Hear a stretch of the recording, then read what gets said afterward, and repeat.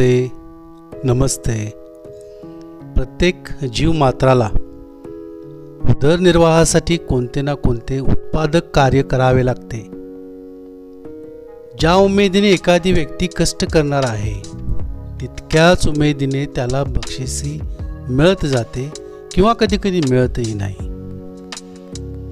या एकाच वैशिष्ट्यामधून जीवोजीवस्य जीवनम अशी अन्न साखळी निसर्गाने तयार केलेली आहे.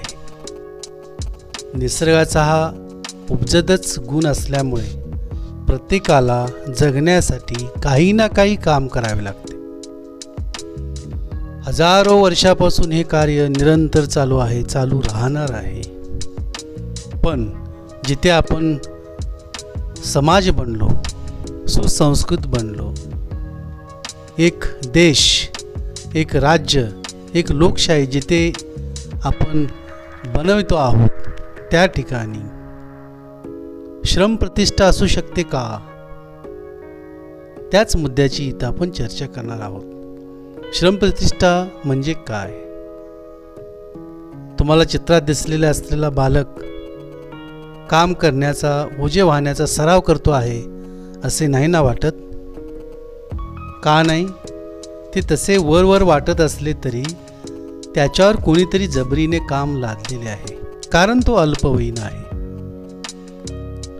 मुलांनी घरातील छोटी कामे करणे गरजेचे असते, परंतु त्यांच्या खेळण्या बागडण्याच्या वयामध्ये, त्यांच्या व्यक्तिमत्व जडणघडणीच्या वयामध्ये कष्टप्रद प्रसंग नकोच असतात.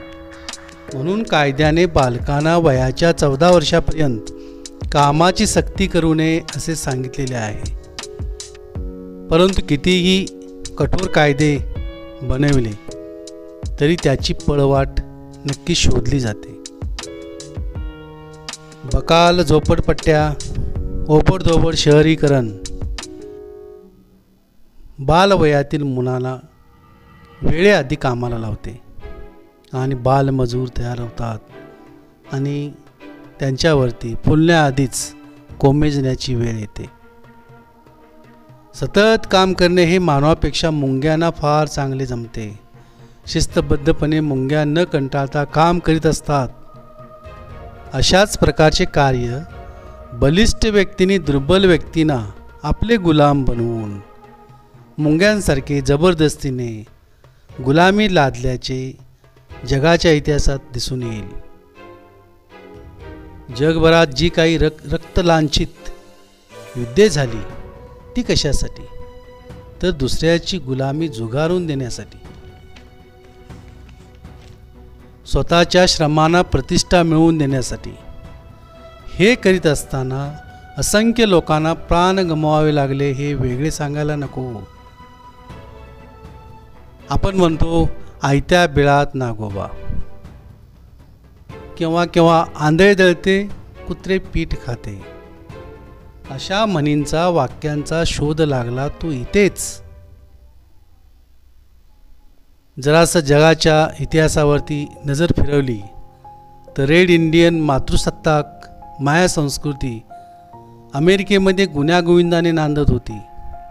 तिथे युरोपातील आक्रमक लोकांनी आक्रमणे करून तिथे आजची गोरी अमेरिका स्थापित झाल्याचे दिसून येते. चंगेज खान मंगोलियातून पुढील 400 वर्षेपर्यंत पूर्ण जगभर गुलामगिरी पसरवित राहिला.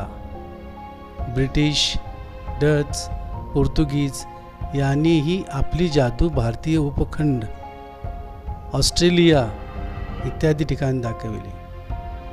श्रमाची चोरी करणारे असेही दरोडेखोर आजही समाजात आपले स्थान कमी अधिक प्रमाणात टिकवून आहेत. भारतीय थोर पुरुषांच्या मध्ये आचार्य विनोबा भावे, महर्षी कर्वे, महात्मा गांधीजी, कर्मवीर भाऊराव पाटील, बाबा आमटे, गाडगे महाराज यांनी श्रमाचे महत्त्व आपल्या समाजाला पटवून द्यायचे कार्य केलेले आहे. म्हणून आपण 1 मे हा दिवस विश्व कामगार दिन म्हणून सर्वत्र साजरा करतो. जगभरात मोठमोठी धरणे बांधली गेली. पूल बांधले गेले, कालवे खणले गेले, इमारती उभारण्यात आल्या, रस्ते श्रमदानातूनच निर्माण झालेले आहेत.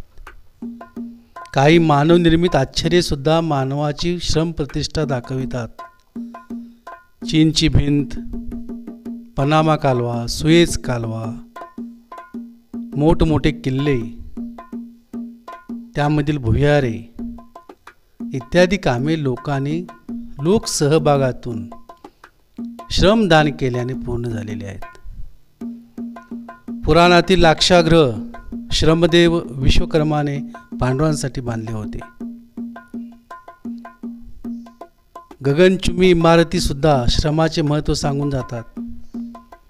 राम सेतू बांधताना इवल्याशा खारीने दिलेले योगदानही श्रम प्रतिष्ठेसाठी दुर्लक्षून चालणार नाही. आपल्या भारतीय परंपरेमध्ये कर्मयोगाला अनन्यसाधारण महत्त्व आहे. याहून वेगवेगळी कामाची विभागणी झाल्याचे दिसून येईल. सर्वप्रथम कामाची विभागणी आपल्या समाजामध्ये बुद्धिजीवी व श्रमजीवी अशा 2 गटात झाली. त्यानंतर पुढे जसजसा समाज विकसित होत गेला तसतसे बलुतेदारी पुढे आली. बलुतेदारीचा उगम झाल्यानंतर कामावरून व्यवसाय निश्चित झाले आणि पुढे पुढे तर आपल्या देशात जातीव्यवस्था इतकी भक्कम निर्माण झाली की आजही त्याचे पडसाद आपल्याला दिसून येतात. हे श्रम प्रतिष्ठेचेच एक फलित आहे. इतके बदल झालेले असले तरी श्रमाची प्रतिष्ठा, श्रमाची गरज थोडीही कमी झालेली नाही. आजच्या तांत्रिक युगात यंत्रे जरी काम करीत असली तरी माणसाला कोणत्या ना कोणत्या प्रकारचे काम करावे लागते. सोबतच्या चित्रामध्ये तुम्हाला काही चौकटी दिसतील. त्यामध्ये आपण श्रमजीवी व बुद्धिजीवी यांच्याविषयीची माहिती थोडक्यात भरायची आहे.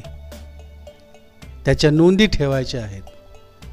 आपण श्रमजीवी लोकांची यादी बनवू शकेन, बुद्धिजीवी लोकांची यादी बनवू शकेन आणि हे जर एकमेकाशी परस्पर संबंधित आहेत, सहकार्याने काम करीत राहिले तर नक्कीच समाज एका विशिष्ट प्रगत संस्कृतीकडे वाटचाल करू शकतो, हे आपल्याला निश्चितपणे सांगता येईल. सोबतचे बॉक्स, चौकटी आपण भराल आणि आत्तापर्यंत हा व्हिडिओ पाहिलात त्याबद्दल आपल्या सर्वांना पुन्हा एकदा धन्यवाद.